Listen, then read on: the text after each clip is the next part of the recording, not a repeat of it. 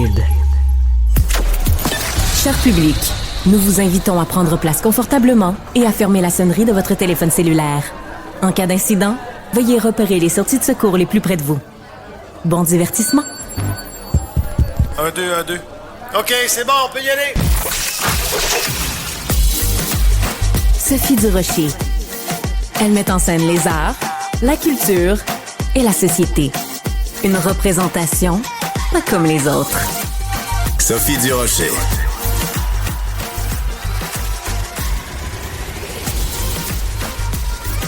Bonjour tout le monde. Bonjour. J'espère que vous allez bien. Faut que j'ajuste mes oreilles. J'ai l'impression que je crie. Est-ce que je crie ici même? Non, tu cries pas. Pas pour normalement? Là, tu parles normalement. Là, j'ai Alexandre Moranville-Ouellette en régie qui me fait signe. Non, c'est correct. Le son est correct. Bon, j'adore ça. Bonjour tout le monde. Écoute, quelle discussion intéressante qu'on avait il y a quelques instants avec Benoît. Attends, j'ai descendu ma chaise beaucoup trop. On parlait de cette publicité ou en fait des affiches pour le magasin de vêtements Garage. Et Garage, ils ont des vêtements un petit peu partout à travers le Québec. Et donc là, il y a une mère qui est allée dans un magasin Garage avec sa fille et elle dénonce l'hypersexualisation des corps de femmes qu'on voit sur les différentes affiches de Garage. Les gens du magasin Garage se défendent en disant, écoutez, à l'époque, on faisait vraiment des vêtements pour les jeunes filles. Maintenant, notre clientèle, la clientèle qu'on vise, et quand on taille nos vêtements, c'est des tailles pour grandes personnes. Là. C'est pas un magasin pour les ados. Je trouve que c'est un débat intéressant quand même sur la sexualisation. Fait que j'aimerais ça qu'on en parle, que les auditeurs nous disent ce qu'ils en pensent. On rediffusera aussi les photos, des différentes photos. Jean-Philippe, tu peux nous envoyer ça, s'il te plaît? Les différentes photos de jeunes filles, de jeunes femmes. Hein, pas des jeunes filles, excuse-moi, des jeunes femmes. C'est des femmes dans la vingtaine, clairement. Oui, c'est pas des ados, là.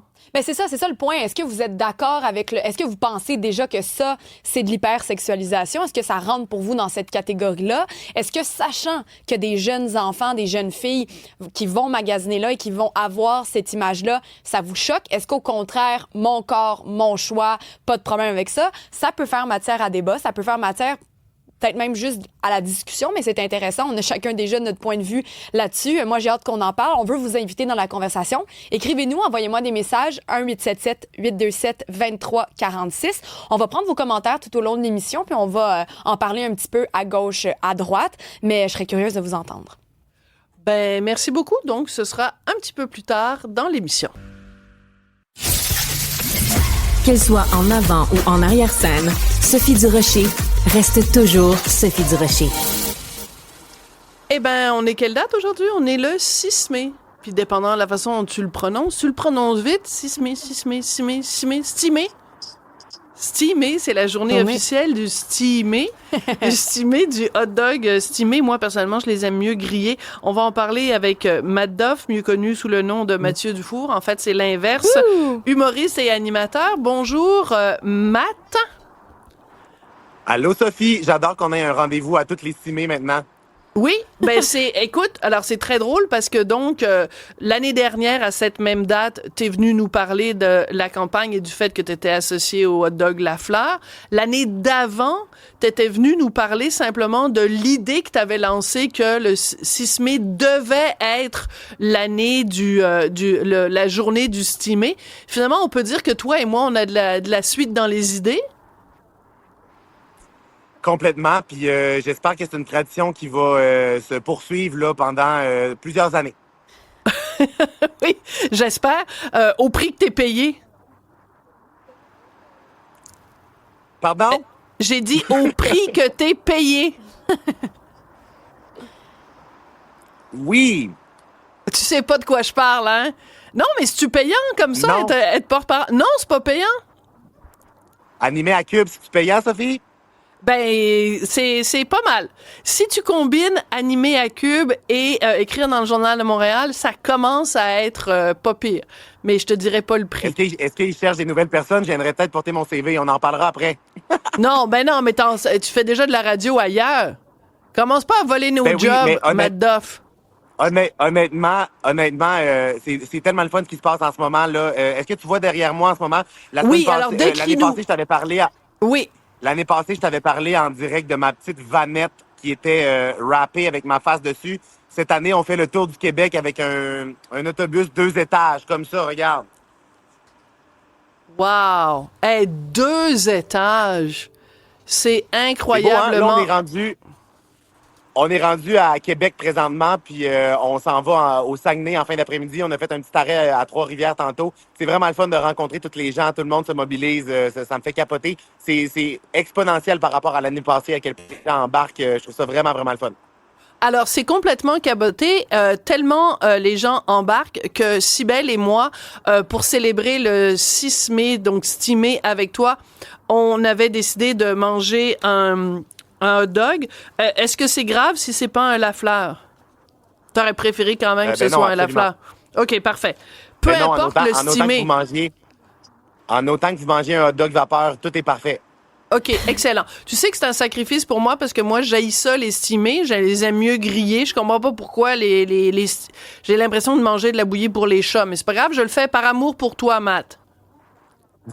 Ben ça veut dire énormément pour moi. J'apprécie énormément que tu manges de la nourriture pour chat par amour. C'est très drôle. Alors, donc, vas-y, Cybèle, tu peux commencer ta dégustation. Ben, c'est parce que moi, il faut que je parle. Bon, ben, parfait. Alors, je vais commencer vas-y, ma dégustation. Mais j'aimerais vas-y. ça savoir comme d'où c'est reparti. Je me souviens peu, Matt Duff, ça vient d'où, dont l'étincelle du stimé, là? Moi, j'aimerais ça qu'on me rafraîchisse sa mémoire parce que, à part savoir que c'est la journée nationale, je m'en rappelle pas. Ben, en fait, il y a 2 ans, je m'étais levé le 6 mai, puis j'étais toute seule chez moi, puis j'avais vu la date, j'avais dit, on est le 6 mai. Puis j'avais dit, ça sonne comme 6 mai, puis ça m'avait fait rire. Fait que j'avais décidé d'écrire un DM sur Instagram au premier ministre pour lui dire que la journée du 6 mai devrait devenir le 6 mai parce que ça sonnait comme. Puis finalement, le premier ministre m'avait répondu. La première année, c'est tout ce qu'il y avait eu. J'en avais parlé un peu sur mes réseaux sociaux. Les gens avaient trouvé l'idée drôle. Puis finalement, ben l'année d'après, on a décidé de faire quelque chose avec mon équipe. Puis finalement, ben les saucisses Lafleur nous ont contactés pour comme bonifier l'idée. Puis tantôt, tu sais, Sophie, tu disais genre est-ce Oui. que c'est payant, mais honnêtement, ce qui est le plus fou là-dedans, c'est que les saucisses Lafleur payent toutes mes folies, en fait. C'est que j'aurais pas moyen de faire rapper, j'aurais pas moyen de faire rapper un autobus de même, là. Ben mais eux non. autres, ils ont des contacts, ils ont du grand cash. Alors, merci de ce rappel historique qui a marqué quand même l'histoire du Québec. Écoute, quand tu as eu cette idée-là, quand tu t'es levé un 6 mai il y a 2 ans de ça, est-ce que tu pouvais imaginer l'ampleur que ça allait prendre? Parce que là, il y a quelqu'un qui a pris un stimé, qui l'a mis sur un drone et qui a parcouru le Québec avec ce drone-là. Alors, on va regarder ensemble des images de ce drone parce que toi-même, tu as repris ça sur ta page Instagram. Alors, on le voit. Ouais. Le gars, il installe le stimé coincé en 2 pinces et mais ça me fait hurler de rire. Ah non, c'est hilarant, L'image est tellement forte. Moi, quand il vole, quand il frôle l'eau, là, j'ai crié la première fois que j'ai vu ça. Mais je trouve ça le fun parce qu'on dirait que ça laisse place à la folie de tout le monde. Là. Tout le monde a des idées. Tu sais, moi, ça a parti d'une idée un peu niaiseuse, puis c'est devenu ce que c'est aujourd'hui. Puis on dirait que tous les gens essaient de mettre leur grain de sel à cette journée-là. Fait que je trouve ça le fun de voir l'originalité des gens, puis à quel point les gens embarquent. Ça me fait capoter. Je suis vraiment privilégié que les gens embarquent autant dans mes folies. C'est hallucinant. Tout le temps. Je sais pas ce que t'as. T'as quand même une espèce de magnétisme. Et ça, c'est précieux, Matt. Non, mais c'est vrai. Parce qu'il y a plein de gens qui se lèvent avec des idées niaiseuses. Tu sais, mettons, on a un Orange au sud de la frontière. Ils se lèvent avec des idées niaiseuses, mais il y a pas grand monde qui embarque dans ces niaiseries. Toi, tu te lèves avec des niaiseries rigolotes et il y a plein de monde qui embarque. Je sais pas, est-ce qu'on a l'image de Luc Poirier sur sa page Facebook? Non, on va y retourner plus tard. Juste, je veux dire à mes collègues, je l'ai envoyé sur notre canal de discussion sur Messenger. On l'a? OK, parfait. Alors, je vais te montrer ça. Donc, Luc Poirier, homme d'affaires bien connu, il fait une blague. Il est pas humoriste, mais il a dit devant une photo de toi où tu nous souhaites bonne journée québécoise du stimé.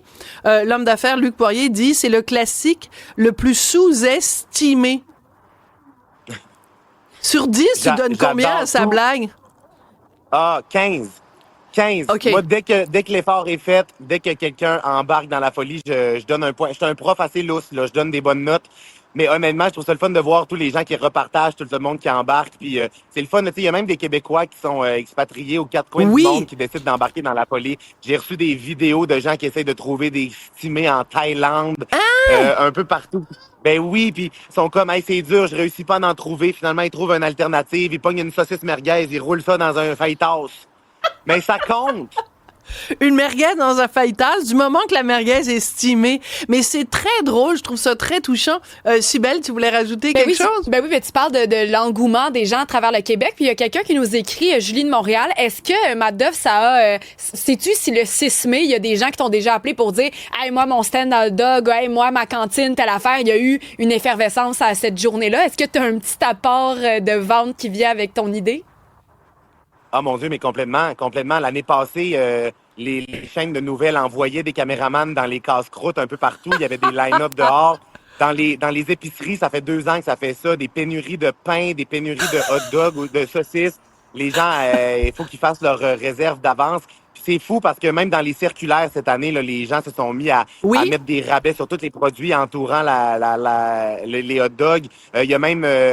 des gens, je pense qu'il y a une chronique à TVA, je pense qu'ils parlent des circulaires et de tous les rabais. Oui. Puis c'était comme, oh mon On a Dieu, reçu le la gars. saucisse n'a jamais été aussi bas.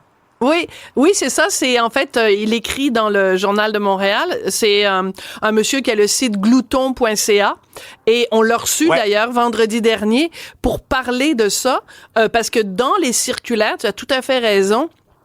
Il y a différentes épiceries qui ont décidé pour le 6 mai de vendre, mais vraiment à rabais, genre à des prix défiant toute concurrence, des hot dogs, et ils nous rappelaient qu'on pouvait même les congeler pour les acheter parce qu'ils sont en spécial et les consommer le reste de l'année.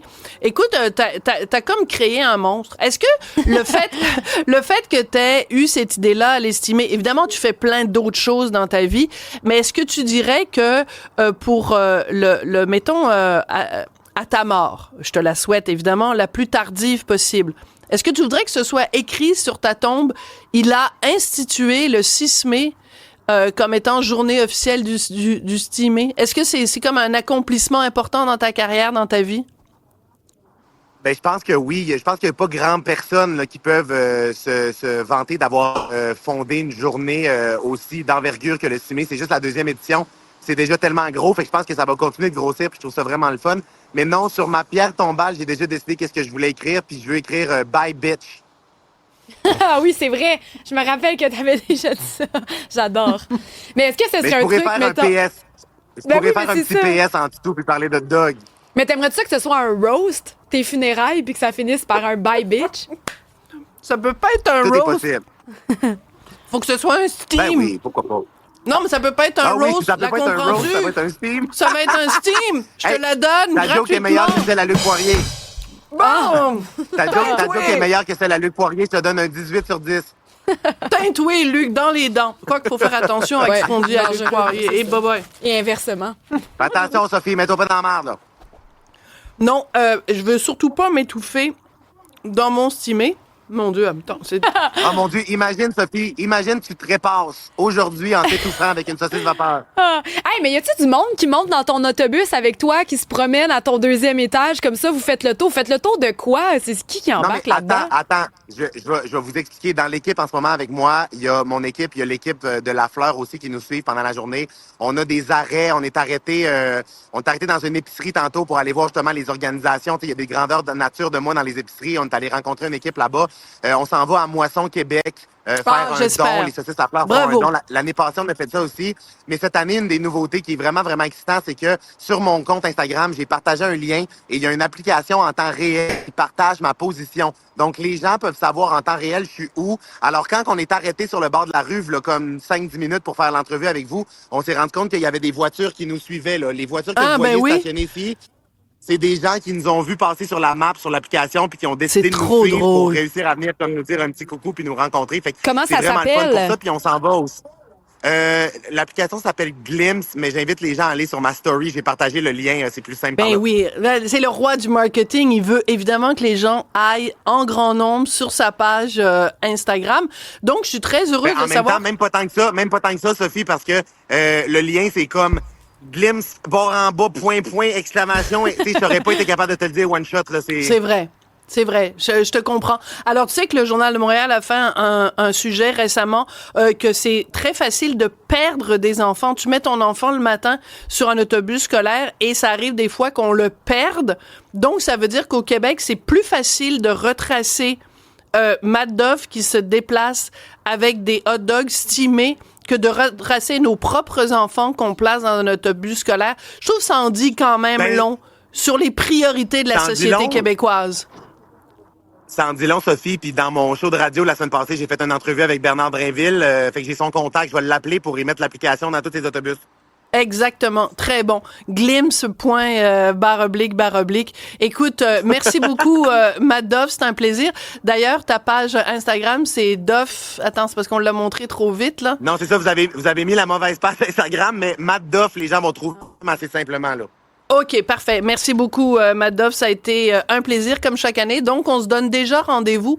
Peut-être que je serai encore animatrice à Cube et toi, tu seras encore animateur à une autre station de radio qu'on salue. On salue tous les gens qui font de la radio. Et donc, le 6 mai 2026, c'est un rendez-vous pour manger un autre stimé. Je vais prendre une autre bouchée d'un coup que je m'étoufferais puis que je mourrais de rette là. Ça pourrait être drôle. Merci beaucoup, Matt. Il faudrait pas, mais si jamais ça arrive, Sophie, je vais te faire un show hommage à rythme. Promis. OK, on reprend la route. Je suis super content de nous avoir parlé. On se reparle l'année prochaine. Merci beaucoup. Sophie Durocher. Un savoureux mélange artistique de culture et d'information. Alors, pendant que je vois Cybèle qui pense qu'elle fait ça discrètement de manger son petit stimé. En fait, un stimé, c'est un hot dog qui est cuit à la vapeur au lieu d'être grillé. Mais moi, ce que j'aime du grillé, c'est que le hot dog est grillé, la saucisse elle-même est grillée, le pain est grillé. Ouais. Le ça que stimé, ça grillé, dans le fond. C'est parce que je trouve ça mou. Ben oui, mais moi, en même temps, j'ai découvert les stimés beaucoup trop tard et je trouve que ça fait une bouchée qui est complètement toute bien mélangée ensemble, homogène. Ouais, je renie maintenant les faut que ça grille. Faut que ça grille, faut que ça croque, faut que ça croustille. Par contre, avec du petit chou, j'ai jamais goûté. Ben là, franchement, un stimé, pas de chou. Ben là, même un grillé, pas de chou, c'est pas vraiment un hot dog. On va peut-être en parler ou pas avec Thierry. Mais je te juge tout le temps. Je te juge tout le temps. Ben, je suis contente de savoir qu'aujourd'hui, non, mais c'est parce que je t'aime. Je t'aime. Et mes critères pour toi sont extrêmement élevés. Plus je te ressemble, plus tu m'aimes. Ben, pas pantoute. Bon, ça n'a rien à voir. Mais je veux que tu assumes tes choix. J'aime quand tu assumes tes choix. Merci. Alors, on va peut-être ou pas parler de ça avec Thierry Darès, qui est consultant en gastronomie et alimentation. Là, il va falloir que je fasse très attention. Bonjour, Thierry. Bonjour, Sophie. Bonjour à tous.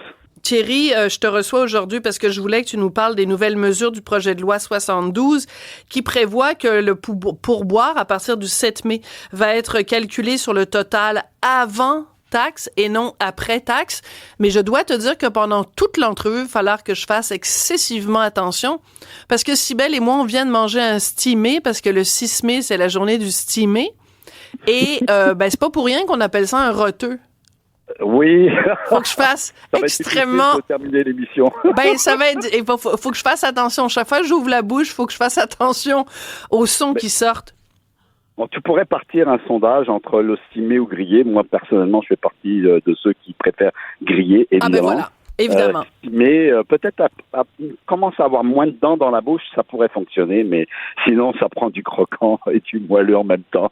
Voilà. Alors, moi, je pense que quand je serai plus vieille et que je vais manger mou, je mangerai des stimés. En attendant, je vais manger des grillés. Mais en effet, on peut demander aux gens de nous appeler pour nous dire si vous êtes plus équipe grillée ou stimée, donc vapeur. Thierry, plus sérieusement, ce projet de loi, donc, qui fera en sorte que le pourboire va être calculé sur le total avant taxe et non après.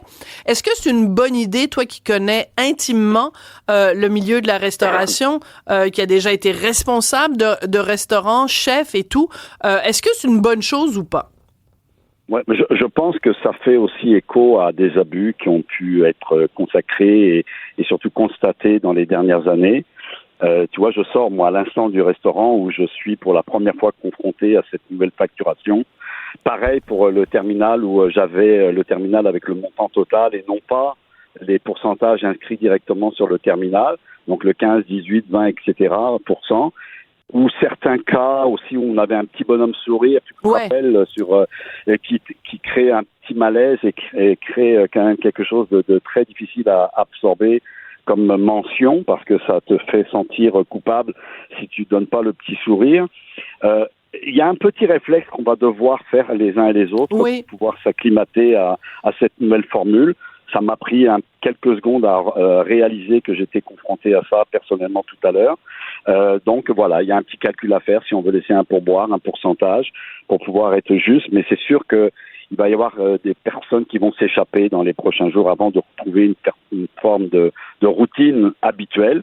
Mais personnellement, moi, je suis pour ça. Je suis pour cette espèce de paiement raisonnable qui devenait déraisonnable et surtout qui était un dû assumé par tout le monde, alors que des fois, même à la limite, toi comme moi, comme consommateur, comme client, on n'était pas toujours très satisfait autant de la qualité du service ou de la nourriture. Donc, on était un petit peu prisonnier d'une formule obligatoire presque. Et là, je pense que ça remet les pendules à l'heure.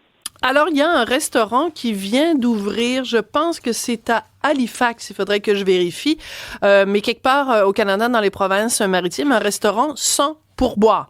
Donc, tous les prix incluent la redevance aux employés. Les employés sont tous payés 20 $ de l'heure. Enfin, le salaire minimum, c'est 20 $ de l'heure pour que tout le monde soit assuré d'avoir un minimum vital.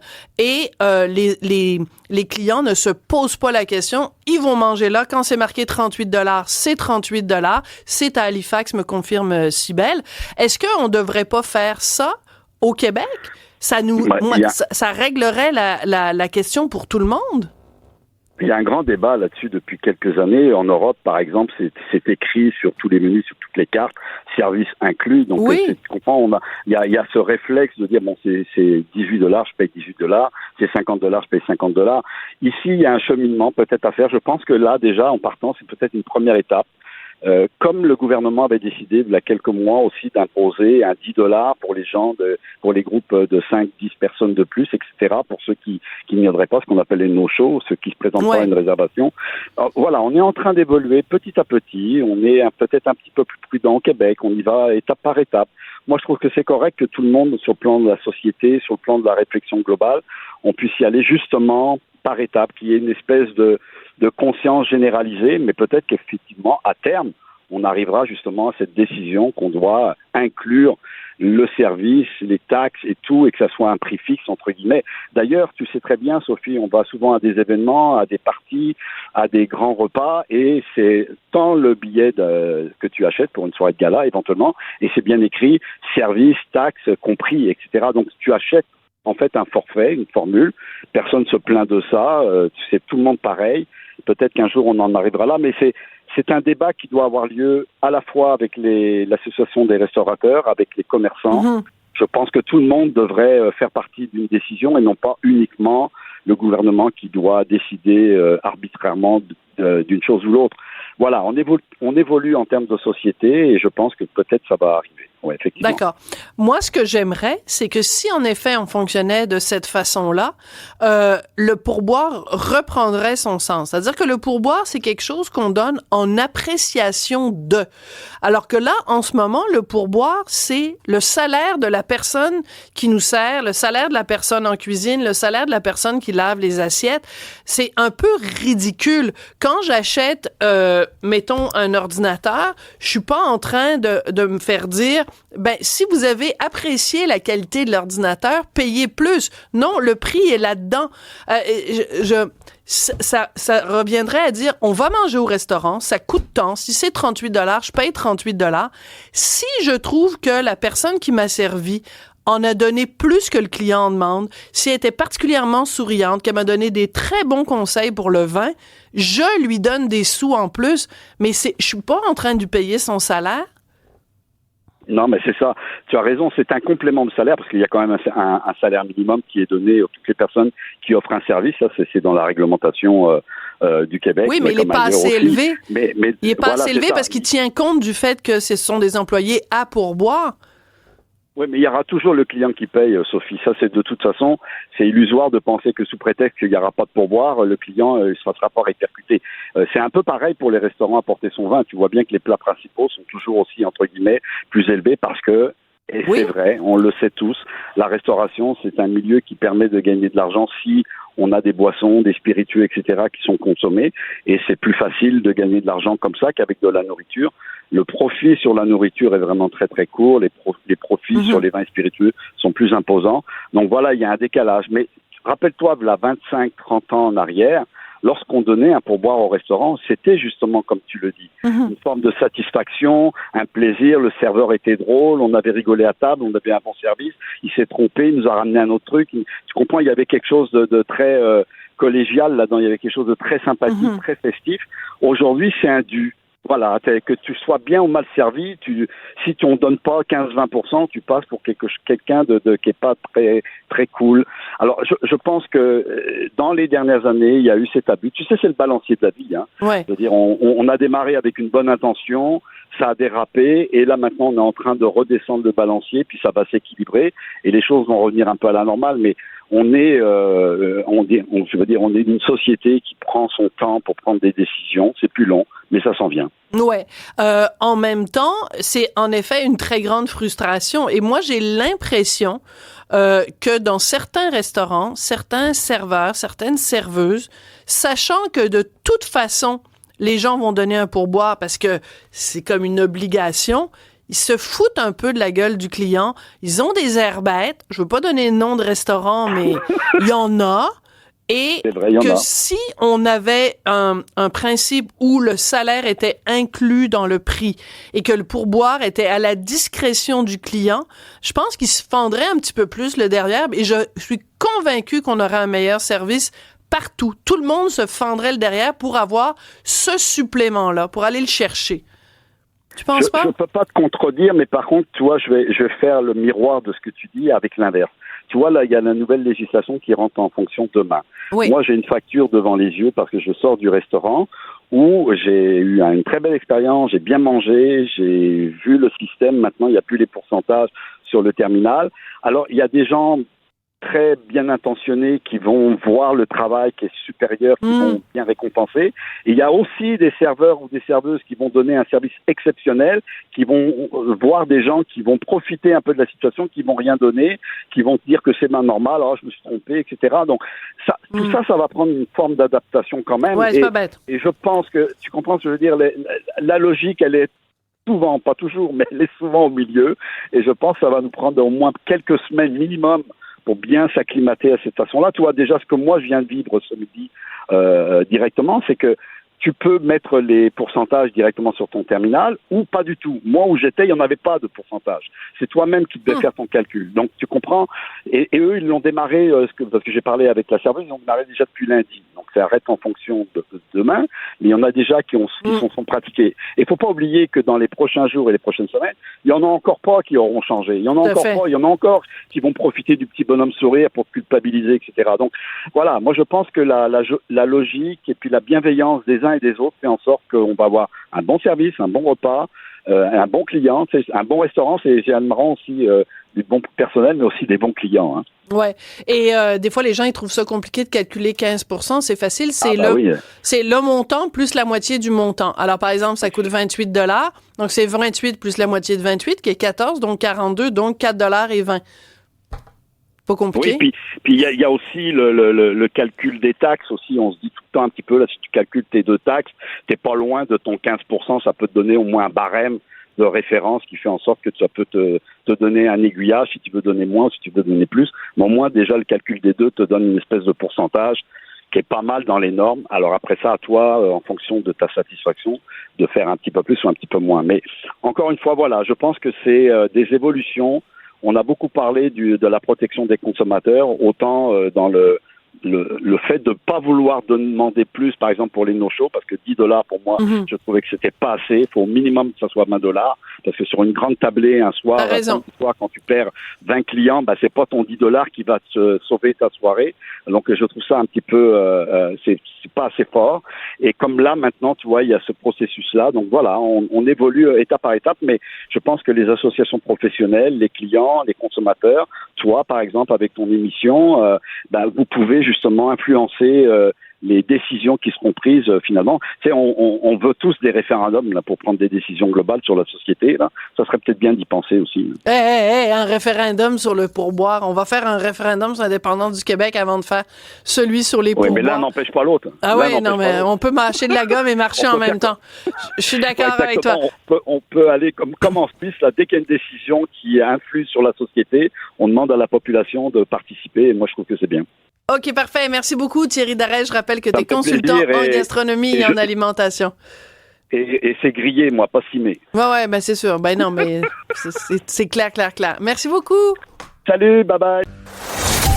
Montréal pue, et ça pue partout, là, dans tous les quartiers. J'entends déjà les gens rire dans leur voiture. Tout le reste n'est que fumisterie. Donc, on veut un monde qui sent l'eau de Javel. Un monde blanc, sans défaut. Rémi Villemur.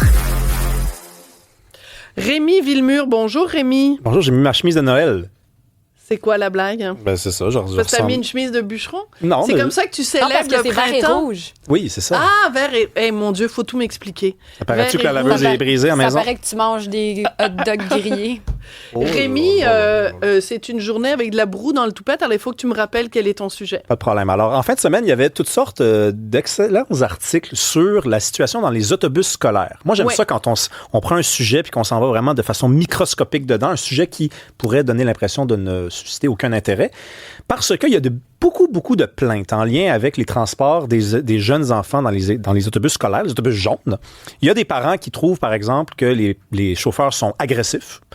Il y a des parents qui trouvent que leurs enfants se perdent aussi des fois et que ça pourrait s'améliorer, qu'on pourrait trouver un stratagème pour faire en sorte que ça ne se produise pas. Donc, il y avait un dossier dans le Journal de Montréal et un des textes m'a vraiment interpellé. C'était justement là, au sujet de ces enfants qui se perdent. Et on disait donc dans cet article-là qu'il existe pourtant une technologie qui est très facile, qui ressemble à une puce, parce que ça serait de mettre une puce qui...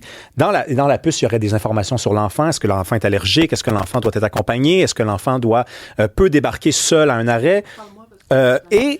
Donc, dans cet article-là, on nous disait que la puce, finalement, on pourrait la mettre dans la carte puis que ça réglerait les problèmes. Et moi, je lisais ça puis je me disais... Voilà, ça, c'est exactement le genre de situation que j'aime analyser parce qu'on part d'un principe positif. Il faut certainement pas encourager la perte d'enfants.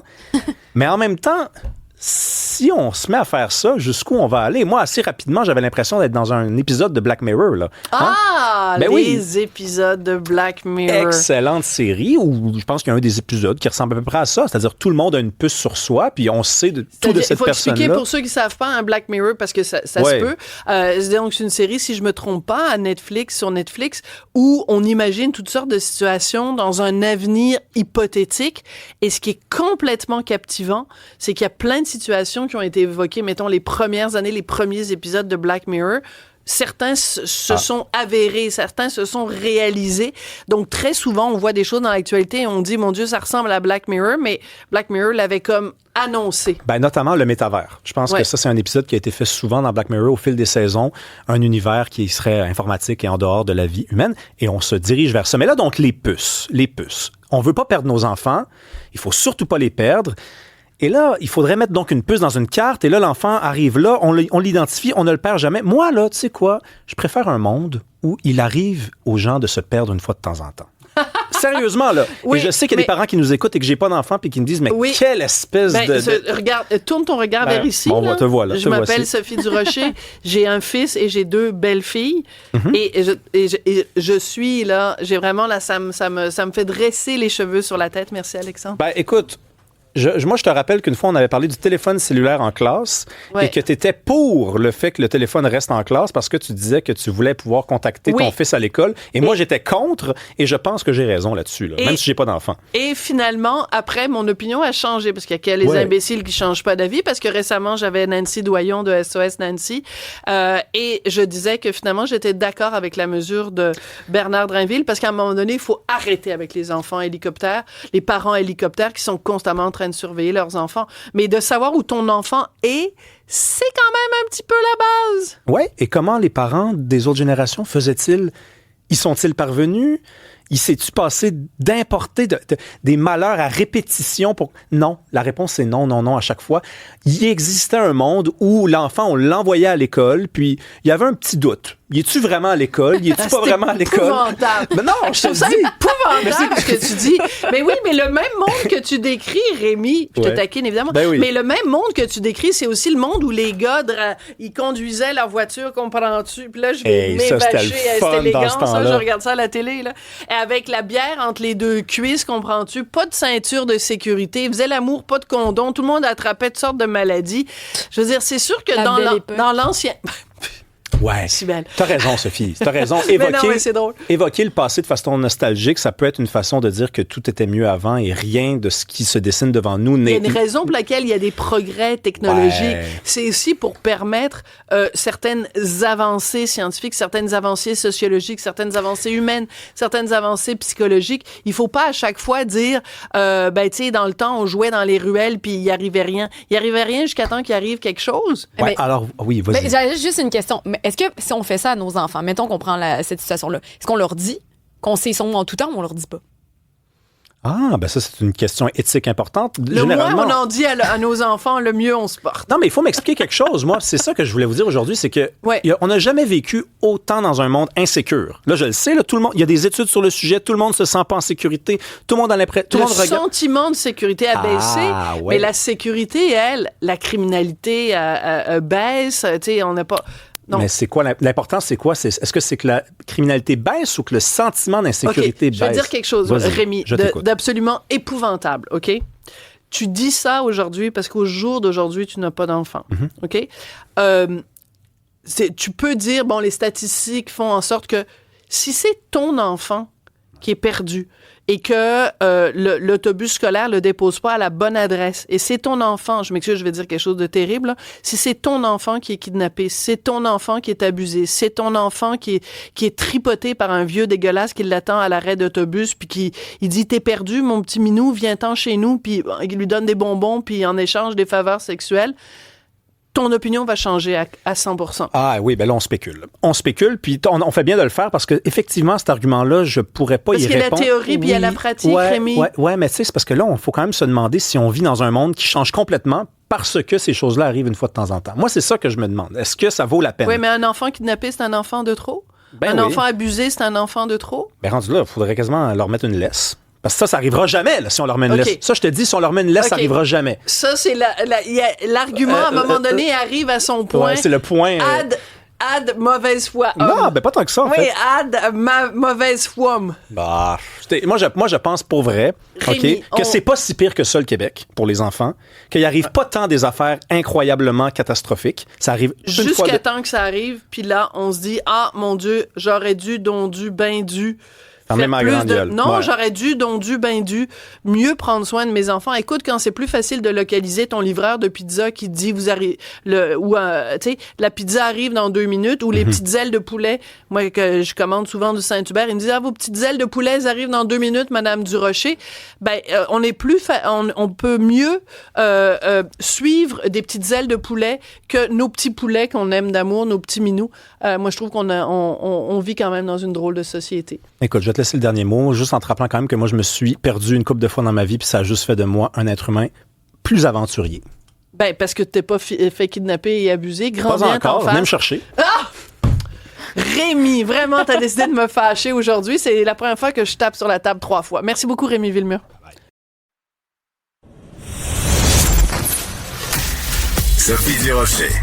Un savoureux mélange artistique de culture et d'information. Grosse controverse dans les pages du Journal de Montréal, Journal de Québec. On vous parle de ces annonces, de ces affiches, en fait, des magasins de vêtements Garage qui montrent des images de femmes adultes, mais très légèrement vêtues, avec des poses très suggestives, oui, assez sexuelles. Puis ça fait beaucoup réagir les gens. On va en parler avec Florence Brouillard. Elle est experte en images publiques et PDG de Brouillard Communication. Bonjour Florence. Bonjour Sophie. La compagnie Garage se défend en disant, écoutez, ces images-là ne s'adressent pas à des adolescentes parce que notre clientèle cible n'est pas une clientèle adolescente. Est-ce que c'est un argument qui vous convainc, Florence? Évidemment pas.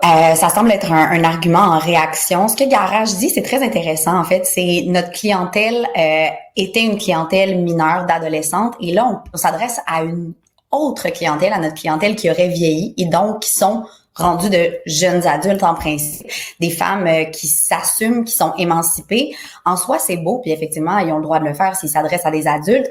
Maintenant, la ligne est un peu mince parce que si l'entreprise ne s'adresse plus à la même clientèle cible avec laquelle on l'a toujours associé, Garage, c'était vraiment pour la préadolescente, même l'adolescente, il y avait des bonbons dans les magasins, ça coûtait pas cher, c'était des tailles X-Mall, 00, on allait là quand on était jeune, les gens vont encore là avec leur mère, de ce que je comprends et de ce que je vois sur les réseaux sociaux, mais ça semble être un argument en fait pour se défendre d'utiliser l'hypersexualisation pour vendre à des jeunes filles des pièces de vêtements qui les mettraient en valeur, même si, sont peut-être un peu jeunes pour être rendus là dans leur évolution. Alors, en même temps, pour faire l'avocat du diable, 2 secondes, les femmes qu'on voit dans les affiches qui sont donc dans les magasins de Garage ou qui servent à faire la promotion des magasins Garage, ce sont clairement des femmes. Il y a personne qui regarde les photos, entre autres la très, très belle paire de fesses d'une femme qui est penchée sur un capot de voiture. Il y a personne qui se dit, cette fille-là a 16 ans ou 14 ans. C'est clairement quelqu'un qui a 20 ans et plus. Donc, est-ce que c'est pas un problème du côté du consommateur plus que du côté du commerçant, en fait? C'est une bonne question, puis je me faisais la réflexion tantôt parce que je pense que le problème est de part et d'autre, simplement parce que, d'abord, si on regarde les publicités de crème anti-rides, on sait tous que c'est rarement une femme qui a l'âge d'avoir des rides, qui fait la publicité. Donc, on est quand même conscient on est quand même conscient que ça va pas nécessairement ensemble. Ceci étant dit, effectivement, là, puis c'est des femmes, des jeunes femmes, toutes en forme, en volupté, ils sont de toute beauté, mais le principe, c'est pas tant que c'est des adultes, c'est aussi que ce soit des poses si suggestives et que le narratif entourant Garage, si on va sur leur site web, si on va dans leur infolettre, si on regarde les mots qui sont utilisés, les termes qu'on voit sur les t-shirts graphiques, ça ne semble pas s'adresser à des adultes véritablement. C'est vraiment très jeune. Donc, c'est là où il y a comme un inconfort puis une incohérence. Oui, c'est des mannequins adultes. Oui, c'est peut-être pour la femme dans la vingtaine qui a évolué, qui n'est plus préadolescente, adolescente. Mais pourtant, quand on rentre dans l'univers de Garage, ça reste un environnement très jeune qui interpelle, à mon avis, pas vraiment la femme adulte. Et dans le groupe, faut savoir, Garage appartient au groupe Dynamite, qui est une entreprise québécoise. Il y a les magasins Dynamite qui s'adressent à la jeune femme et dont l'esthétique et les campagnes sont complètement différentes. Complètement différentes, c'est vrai. Et puis, donc, techniquement, si on se fie à ce qu'ils nous disent, il y aurait peut-être un croisement dans les clientèles cibles. Finalement, en fait, moi, je pense que la jeune fille de 14, peu importe, 14, 15, 16 ans qui va magasiner chez Garage espère probablement ressembler à ces femmes sur les affiches. Maintenant, c'est une question un peu de morale puis d'éthique de l'entreprise. Eux, ils se défendent en disant c'est pas notre public cible, mais fondamentalement, moi, je suis convaincue que les ventes le prouvent. C'est probablement davantage les mamans qui achètent pour leurs enfants mineurs ou encore des jeunes filles qui ont de l'argent de poche qui achètent chez Garage, peut-être pour ressembler ou pas aux femmes qu'on voit sur les publicités très suggestives, mais force est d'admettre que l'entreprise joue sur un terrain glissant, beaucoup de nuances, il y a de l'hypersexualisation, puis ils nous disent que c'est pour la femme assumée qui s'affranchit des codes, mais au contraire, c'est là où le terrain est glissant. Ouais, elle répond un petit peu trop au code de l'hypersexualisation. Voilà, c'est ça. On sort des stéréotypes, mais on tombe dans les stéréotypes. Je trouve ça très important de vous entendre, vous, les auditeurs, les auditrices, parce qu'on vous a lancé un appel au début de l'émission pour savoir ce que vous pensiez de ces affiches des magasins Garage. Alors, Cybèle? Un qui est tout à fait en lien avec ce que vous étiez en train de dire, c'est Janie qui nous dit oui, OK, il y a la question il y a la question des poses, mais aussi la question des articles vendus. C'est des vêtements qui, à mon sens, sont appropriés pour des jeunes de 18 ans, même pour sortir dans les bars. Et les petites qui vont s'habiller là de 14 ans, ben, elles vont avoir ça en tête, que c'est des vêtements pour sortir. Puis ces jeunes filles-là, ben, peut-être souvent, ils ont même pas de seins. C'est aberrant. En plus, c'est même pas permis de porter ça à l'école. Bon, mettons que tu te dissocies du fait que Garage a transformé son entreprise pour être avec les plus vieilles. Il dit, anyway, les filles de mon âge, là, on veut qu'elles mettent ça, ou même à l'université, j'oserais pas le faire. Puis il y a quelqu'un d'autre, complètement à l'inverse, qui me dit, ben oui, les jolies femmes existent encore, revenez-en. Ouais, ça c'est intéressant parce que ça revient à la question de être une femme et faire ses propres choix. Si on décide en effet de porter un short à ras les pâquerettes, en tout cas, vous voyez ce que je veux dire là? Les foufounes. Oui, ras les foufounes. On a aussi encore le droit de le faire. Nouvel ordre, il n'y a pas encore une police de la foufoune, hein, heureusement. Florence, c'est toujours intéressant de vous parler. Florence Brouillard, vous êtes experte en images publiques et PDG de Brouillard Communication. On salue tout le monde chez Brouillard. Merci beaucoup, Florence. Merci, Cybèle, d'avoir été une si bonne porte-parole pour les gens qui nous écoutent et tes participations à la discussion.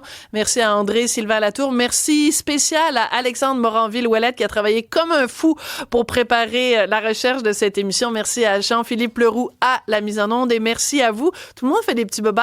Et merci André Sylvain pour le steamer. Cube.